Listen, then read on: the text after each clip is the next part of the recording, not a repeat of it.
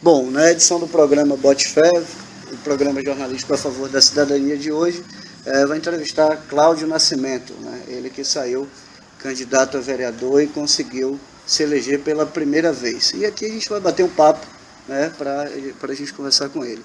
Boa noite, Cláudio. Queria fazer a primeira pergunta para você. O que é que lhe motivou a sair candidato a vereador? Boa noite, meu amigo Vicente, e uma boa noite especial para os ouvintes do programa Bote-Fé, dessa rádio simpática, Rádio Livre FM, grande parceira de Piauí, de todos nós.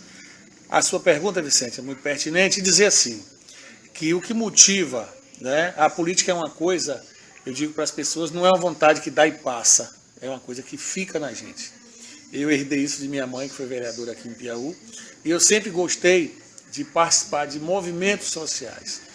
Eu, independente do cenário político, as pessoas em casa dizem que eu me envolvo com tudo que não dá dinheiro. Eu gosto de participar de conselho, de associação, eu faço parte do Rotary, já participei de movimentos aqui ligados à juventude, de gincana, de grêmio, na faculdade também participei de diretório acadêmico e por aí vai. Então eu sempre gostei de participar desses movimentos, porque eu sempre pensei muito no coletivo. Eu acho que em Piauí essa reestruturação política já deveria ter acontecido há muito tempo, né? Você sempre pensar de forma coletiva e tentar levar para a comunidade isso, né, para acabar de uma vez por todas aquela prática política do interior e do Brasil todo, do toma lá da cá, do pensar só no indivíduo e ninguém pensar na coletividade. O desafio hoje da política é isso, é você tratar de ações que sejam de interesse de toda a cidade, não sua, ou do seu compadre, ou do seu amigo. Então, eu me motivei por ter participado de todas essas ações assim, ligadas a essas entidades que eu te citei, e atualmente também, além de vereador da Embasa, faço parte do Conselho da Fundação Hospitalar, outro que eu já citei, né? De algumas associações eu sou conselheiro também, e eu gosto de participar dessa forma. E para mim a política foi mais um canal para poder colaborar com esses projetos. Ok, quantos votos você teve, Cláudio? Eu tive 475 votos nessa eleição. Uma grata surpresa essa votação. Na minha prestação de contas está lá, vocês podem acessar no site do TSE. Prestei contas do gasto de R$ 1.800 de material publicitário e destaco uma peça publicitária, né? A doação única minha mesmo, né? Não tive doação de ninguém. E aí eu gosto muito disso, porque eu acho que essa coisa do investimento na campanha, o Brasil chegou onde chegou por conta disso, né, das empresas todas que investem nos políticos. Enfim, eu destaco das peças que eu utilizei na campanha, Vicente, um projeto simples que eu fiz, mostrando para a população que você tem que ter um ponto de partida. Você precisa, em linhas gerais, dizer qual é o seu pensamento por área. Olha, para a educação você pretende direcionar um foco para isso, para a saúde, para o social, para a infraestrutura, porque se você for olhar bem, a cidade precisa da mão pública em todos os setores. E o vereador, eu vejo o vereador, Vicente, como uma ponte entre, né, o poder público e a sociedade que precisa do serviço público. O vereador ele tem que ser essa ponte, tem que ser um fiscal, né? Na hora que a ponte estiver firmada, ele tem que estar fiscalizando se a ponte está fluindo, se a demanda está sendo atendida, né? Então, é dessa forma simples que eu vejo a vereança. Mas tive 475 votos e espero trabalhar para corresponder à expectativa, não só dos 475, que eu digo sempre, me elegi por 475 votos, mas me considero vereador de toda Ipiaú. Ok, você, como você ressaltou a questão da coletividade, né, a questão do trabalho para que congregue todas as pessoas, né, do município, você tem algum projeto em mente de, por exemplo, uma dificuldade que você encontra em Piauí e um projeto para sanar isso? Por exemplo, o desemprego. No projetinho que eu fiz, eu elegi como problema número 1 de Piauí o desemprego. Porque o desemprego ele afeta não só o comércio, né, de uma forma geral, porque se a pessoa não tem salário, a pessoa não gasta no comércio. Aí vem o conflito familiar, que é uma questão da ação social. O conflito familiar gera alcoolismo, uso de drogas, né, toda a depreciação da família, e isso tudo sai das portas da casa e vai para a comunidade. Então o desemprego gera toda uma desarrumação social. E eu digo que quando o município trabalha nessa direção, ele consegue alcançar o alvo em cheio, que é a comunidade. Então assim, Ipiaú teve um problema, eu vou dizer problema, vocês vão entender o porquê. Nós não tivemos um crescimento com a vinda da Mirabela, nós tivemos um inchaço no nosso município. Porque todo mundo sabia que a Mirabela, ela tinha começo, meio e fim. O planejado, nós todos sabemos, não era a Mirabela ter encerrado agora. O que foi explicado para a comunidade de Ipiaú era uma projeção de 20, 30 anos ou mais. Então, antes do tempo previsto, com menos de 10 anos, a Mirabela fechou um ciclo de produção. Ipiaú se redimensionou em cima do que a Mirabela estava oferecendo. Você tinha em Ipiaú uma demanda de aluguéis, os mercados venderam muito, o comércio de Ipiaú vendeu muito, muito comerciante de outra região veio para Ipiaú. Eu digo sempre que Ipiaú se transformou no Eldorado da região. E assim, aí de uma hora para outra, a Mirabela reduziu sua produção quase a zero, está lá funcionando hoje uma produção mínima, mas com o mínimo de empregos também. Então isso afetou em cheio a cidade de Ipiaú. As escolas particulares perderam aluno, os mercados perderam fregueses. Teve gente aqui em Ipiaú, Vicente, que você conhece, todo mundo que está me ouvindo vai lembrar, aquela pessoa que pegou o fundo da sua casa ou a frente, bateu laje, construiu um sobradinho, fez um apartamento para alugar em função da Mirabela. Teve gente que comprou terreno e construiu, vendeu fazenda para investir em imóveis aqui, para alugar para a Mirabela. Hoje em dia você encontra casa em Ipiaú para alugar com fartura, porque esse mercado imobiliário desaqueceu de uma hora para outra. Como é que a gente pode fazer para reverter essa situação? O comércio de Ipiaú, graças a Deus, é um comércio bem estruturado. A gente tem agora voltar o foco da gente para a micro-região. Começar a expandir as campanhas de comércio de Ipiaú, em Barra do Rocha, em Itagi, Darumeira, em Itagibá, Barra do Rocha. Essa região nossa aqui, como sempre foi antes. Quem sempre suportou, quem sempre deu suporte aqui ao comércio de Ipiaú foi a micro-região. O comércio tem que voltar o foco para a micro-região. O governo do estado, segundo eu soube, eu fiquei muito feliz com essa notícia, voltou a sentar com a Mirabela para começar um processo de negociação e ver de que maneira o estado pode ajudar a Mirabela a voltar a aquecer a produção aqui. Eu soube que as tratativas estão bem adiantadas, o deputado Eduardo Salles está envolvido nesse processo, tem mandado algumas informações para a gente, e nós estamos otimistas e esperançosos de que esses empregos retornem, mas eu quero muito mais. O comércio de Ipiaú tem que crescer de forma sustentável, de uma forma que amanhã ou depois a Mirabela, ficando ou não ficando, a gente consiga manter o comércio aquecido. E para isso, eu acho que mais importante que a Mirabela é Ipiaú criar uma vocação. Qual é a vocação de Ipiaú? Já foi o cacau. A gente sabe que não é mais cacau hoje. Ipiaú tem uma vocação. Você tem Minas Gerais Alfenas, que é uma cidade universitária. É uma cidade hoje em que o movimento do dinheiro na cidade gira em torno do estudante. Ipiaú precisa investir para que a UNEB amplie as opções no campus universitário dela. Isso vai gerar dividendos para o município, porque o aluno que vem para cá vai alugar uma casa, vai fazer feira aqui, vai comer no restaurante aqui. A gente tem que investir nisso também. A vinda do SAC para cá também vai agregar serviço aqui, vai agregar muito para o comércio, porque quem vem, uma pessoa que vem de Darumeira para tirar um documento em Ipiaú, que ia antes para Jiquié, ele vai parar na Rui Barbosa, onde provavelmente funcionará o SAC, ele vai lanchar, ele vai almoçar, possivelmente, e sempre a pessoa vai no comércio comprar uma coisa ou outra. Vai ser uma boa oportunidade do comércio de Ipiaú se reorganizar, porque hoje, no Brasil, isso não é uma coisa de Ipiaú. Quem é chefe de família, a dona de casa também sabe disso, o orçamento familiar gira em torno de atender as prioridades, ou seja, aquilo que é básico. O pai de família recebe o dinheiro, Vicente, ele separa. Quem está ouvindo em casa vai saber o que eu estou dizendo. Ele separa o dinheiro do botijão de gás, da conta de água, da conta de energia, né? E aí ele vê o que é que ele sobra, né? Para ele poder se alimentar. Então essa é a prioridade. Por isso que o comércio, eu digo assim que os comerciantes de gêneros não assim básicos, né? Pessoa que vende roupa, pessoa que vende artigos de decoração, acabam ficando numa situação mais difícil, né? Então tem gente que está colocando fora da lista de prioridades até mesmo farmácia, né? Então, o que eu acho errado, que doença lhe impõe comprar o remédio, você não pode optar por comprar ou não comprar. E aí entra também o poder público nisso aí.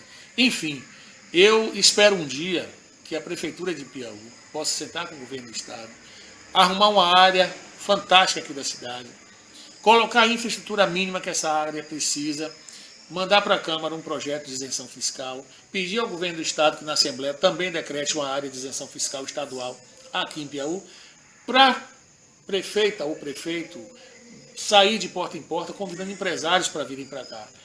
Porque não se iluda não, a Ford foi parar em Camaçari, projeto de isenção fiscal. Você acha que a Ramarim, em Jiquié, veio de que forma? Projeto de isenção fiscal. A Penalty, que está em Itajuípe, projeto de isenção fiscal. Por que Piauí é diferente das outras cidades? Não tem alguém que possa criar esse espaço, criar esse projeto de isenção fiscal, ganha o município, porque no primeiro momento você pode pensar, o município abriu mão de receber impostos, mas o emprego e a renda que ele vai gerar consegue ser superior a isso. Então, você alcança muito mais a comunidade com esse tipo de projeto de isenção fiscal do que o simples imposto que a empresa paga, que você não sabe nem se ele é aplicado corretamente depois. Então, eu tenho esse sonho de que a Prefeitura vai investir. A Prefeita Maria das Graças, ela tem um pensamento lá adiante, que é na Piauí do futuro, na Piauí da juventude. Como é que a juventude de Piauí vai trabalhar? E eu acho que o destino da juventude de Piauí está justamente nesse tipo de iniciativa.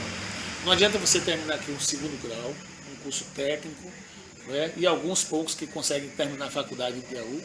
E qual é o mercado que ele espera de trabalho? Então, esse é o grande desafio do gestor hoje, é criar um cenário para que o emprego seja gerado na nossa cidade. Eu acho que um parque, vamos chamar de distrito industrial, do tamanho de Piauí, né, com uma área que não precisa ser uma área muito grande, já é um incentivo, já é um atrativo para que no futuro a gente possa ter mais empresas funcionando aqui. Ok. Cláudio, além dessa questão do desemprego, né, a IPU também passa por um processo de problemas ambientais, né, de desastres ambientais.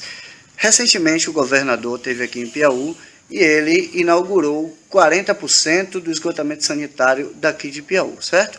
E ele tem alguma promessa de quando vai ser concluído os outros 60%?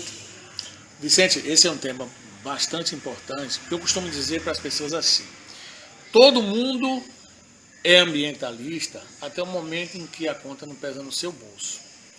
Eu brinco com as pessoas que estão no meu relacionamento com esse discurso, porque assim, o Rio das Contas está aí, sofrendo, agonizando. Quem conheceu o Rio das Contas, que eu conheci, da minha infância, de tomar banho nesse rio, de beber água dele, sabe do que eu estou falando. Quando você se depara com o rio hoje, você está vendo que o rio hoje não é o rio de antigamente. E em Piauí, eu costumo começar esse discurso de trás para frente. Enquanto a gente está aqui conversando, 80% do volume de água tratada distribuída em Piauí volta para o rio em forma de esgoto. Então, 80% do volume que a gente distribui hoje, nós temos 120 litros de esgoto por segundo sendo lançado no rio. Por segundo, 120 litros de esgoto indo para o rio. Então, é um volume grande. A gente não tem noção disso aí. As pessoas falam assim, no futuro vamos fazer reuso de água. A gente já faz reuso de água. Porque se eu estou pegando água num rio, onde eu jogo dentro dele o meu esgoto, eu estou fazendo reuso de água. Então, assim, isso é muito sério. E a gente tem que pensar, quem tem filho e neto, que a gente precisa deixar a cidade para eles no futuro. A obra de esgotamento sanitário foi um presente do governo federal, do governo estadual para Piauí. Infelizmente, ela teve várias interrupções e o trabalho de conscientização, o trabalho que a gente chama de mobilização social da obra, por ter sido interrompido nesses períodos todos, acabou ficando comprometido. A comunidade não foi trabalhada da maneira correta para entender que a obra é uma obra importante e positiva do ponto de vista ambiental. E eu considero como a ação ambiental mais importante dos últimos tempos em Piauí. Então, cerca de metade da cidade, da mancha urbana de Piauí, foi alcançada com as redes coletoras principais e secundárias do sistema de esgotamento sanitário. Pronto, metade. Dessa metade onde a obra foi feita, cerca de 4.000 ligações estão sendo concluídas agora. Ainda é menos do que o que a gente tem dentro da área que foi construída. Dentro desses 50%, nós vamos aumentar isso ainda, o que a gente chama de adensamento de bacia. A meta do governo é de que todo mundo que esteja dentro do raio desses 50% da obra esteja coletado, interceptado na rede e lançando o esgoto na estação para ser tratado. E o rio dá uma respirada desse volume de esgoto que é lançado. Porque Jiquié lá em cima já está tratando mais de 80%, 80 e pouco, não chega a 90%, mas está tratando o ser efluente. Jitaúna tem uma contribuição pequena. O grande vilão do Rio das Contas, nessa região, que é a região do Médio Contas, é Ipiaú. Então, assim, ainda bem que o nosso esgoto é basicamente um esgoto doméstico, mas ele tem um impacto no rio. Eu costumo dizer para as pessoas, quando você passa no rio, que vê ele fechado de baronesa, de ponta a ponta, as pessoas falam, oh, que bacana, a baronesa até... Não, aquilo ali é um desequilíbrio. Aquele rio tomado de baronesa é um fenômeno ambiental chamado de eutrofização. O que significa isso? Exceto de nitrogênio e cálcio na água. O que é isso? É esgoto doméstico. É esgoto doméstico que ele é basicamente orgânico, que promove esse excesso de nutriente no rio e que esse excesso de nutriente promove um excesso de vegetação aquática. Não é normal você ver o rio de borda a borda, de margem a margem, tomado de baronesa. Se você fizer uma imagem aérea de Piauí, você vai ver que tem trechos do rio que você só vê aquele manto verde, você não vê mais água. A água está correndo por baixo. Então, isso é um desequilíbrio, que a planta aquática ela é importante, mas não em excesso. E isso, se a gente não cuidar hoje, no futuro, eu vou dar um exemplo aqui. O rio Água Branca, é triste eu ter que lhe dizer isso, mas é praticamente um rio morto. Olhe a responsabilidade que está nessa frase minha, é praticamente um rio morto. Se você hoje, como nós já temos trechos aqui do rio Água Branca que estão cortados, que não corre mais água, o que está correndo no Rio das Contas hoje, pelo menos no centro da cidade de Piauí, na sua grande maioria é esgoto, que já vai começar a ser coletado nessa etapa agora. O volume de esgoto lançado no Rio Água Branca vai ser reduzido muito. Justamente porque está reduzindo o volume de esgoto, o volume do rio está sumindo, porque a maioria do que era lançado nele era esgoto. Você pode passar hoje no lugar onde corria o Rio Água Branca e ver o que é que está correndo hoje. Quase nada. Porque os fazendeiros fizeram represas, estão botando bomba no rio sem outorga, ou seja, estão fazendo uso para a agricultura, que o fim nobre da água é para o uso humano. E aí o que acontece? O nosso rio, que chega ali para desembocar no rio das Contas, praticamente um nada. E todo mundo lembra do que foi o Rio Água Branca. Então, a gente não quer que aconteça com o Rio das Contas o que está acontecendo com o Rio Água Branca, que é um rio que está se findando debaixo dos nossos olhos, debaixo do nosso nariz. E aí, assim, eu volto e falo, a tarifa de esgoto, os 80%, é caro? É caro para quem consome muita água, realmente é caro. Eu estou te dando uma opinião de cidadão. Quem tem uma casa hoje, marido, mulher e 2 filhos, que gasta entre 10 e 15 metros de água, tem uma conta relativamente razoável. Porque você tem a taxa mínima, que é de R$25, mais a tarifa de 85% de esgoto. Vai passar a pagar uma conta média de 40 e poucos, R$50, se a pessoa gastar de 0 a 10 metros. Cabe no orçamento quem ganha um salário mínimo? Cabe. E aí eu vou dizer o seguinte, quem está sofrendo esse impacto mais não é a população de baixa renda. Eu vou lhe explicar por quê. A população de baixa renda tem hoje o benefício da tarifa social. Como é que funciona? Quem tem o Bolsa Família, que é declarado como cidadão de baixa renda pelo governo federal e estadual, ele pode se cadastrar na tarifa social, ele vai pagar, ao invés de 25, vai pagar R$11 de água e vai pagar os 80% do esgoto em cima dos R$11. Então a conta dele vai ser em torno de R$20 mês. É salgado? Não. Se você olhar bem, o benefício que é o sistema de esgotamento sanitário não é salgado.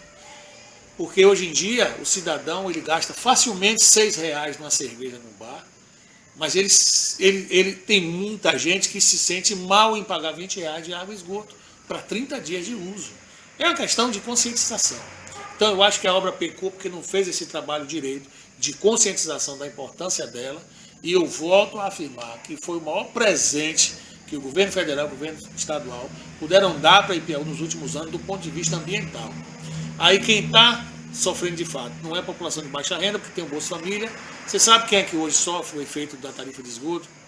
é aquele aposentado que é arrimo de família, que ele tem em casa a esposa dele, ele tem a filha dele que separou do marido, está com os netos em casa, ele tem um filho solteiro, ou seja, que tem uma população de 8 a 10 pessoas dentro de casa, dependendo da despesa daquele aposentado. O consumo dele, como ele tem muita gente em casa, vai ser alto, de 20 metros acima, aí nesse caso a conta dele fica 80% mais cara, pesa no orçamento doméstico. Então, esses casos é que precisam ser alcançados, entendeu? E a Embasa está sempre dando um tratamento, analisando caso a caso. Mas existe, depois que você implanta a tarifa de esgoto na cidade, um processo de acomodação. Japumirim já convive com essa realidade há cerca de 10 anos. Se você conversar com o morador de Japumirim hoje, ele não faz mais esse queixume todo, porque ele já adaptou o consumo de água dele, sabendo que existe a taxa de esgoto. Então, o consumo lá hoje é muito controlado, que as pessoas sabem que 80%, e eu digo para as pessoas de Piauí, não é uma inovação de Piauí não, gente, é lei estadual, isso é votado. E quem determina preço que a Embasa cobra hoje não é mais a Embasa, é a Agência de Regulação de Saneamento, a AGERSA, que é uma outra entidade, né, que tem razão social própria e que normatiza os preços que a Embasa hoje obedece. Ela não determina preço mais. Então, é um assunto muito bom, mas dizendo à população de Piauí que a gente hoje, mais do que nunca, tem que economizar água. Vamos embora começar a aproveitar. Eu sei que está chovendo um pouco na nossa região, mas mesmo assim, vamos embora pensar em reaproveitar a água, acumular água de chuva quando puder, fazer um uso bastante racional da nossa água, porque é um recurso, ao contrário do que muita gente julga, pela falsa sensação de abundância de água que a gente tem no Brasil, é um recurso escasso. Tem que cuidar direito. Ok. Cláudio, a gente, para encerrar essa entrevista aqui, queria que você mandasse um recado para a comunidade, né, o que é que você espera do seu mandato, e manda um alô aí para os ouvintes.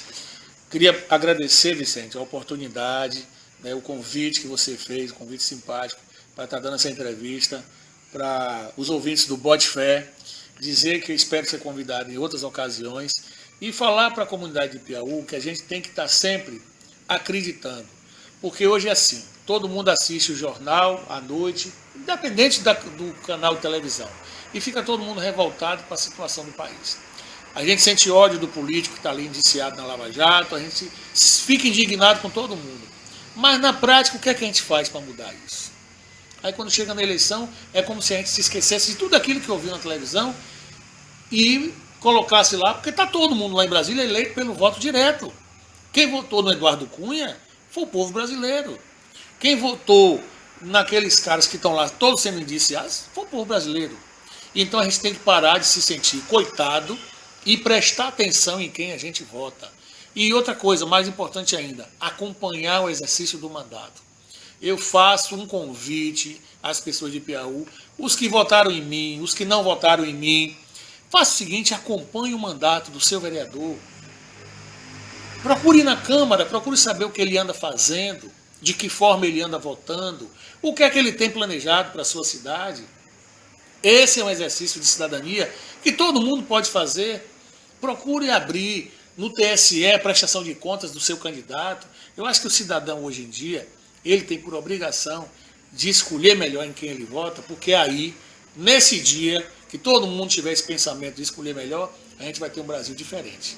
E não adianta a gente reclamar do político que está lá em Brasília, porque ele foi colocado por cada um de nós aqui. Então tá aí, ano que vem, ano de eleição geral, a gente tem que começar essa discussão desde já. E começar aqui em Piauí. Então eu convido amanhã não, nós estamos quinta-feira aqui no dia do programa, né?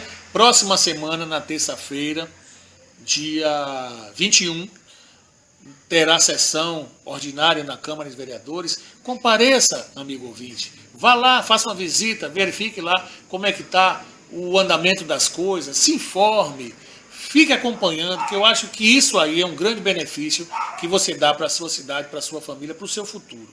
Obrigado a todos e eu acho que é oportuno até o nome do teu programa, que a gente tem que botar fé em tudo que a gente faz. Então, bote fé de que Piauí vai caminhar em passos largos para ser uma cidade melhor para todos nós. Muito obrigado, Vicente.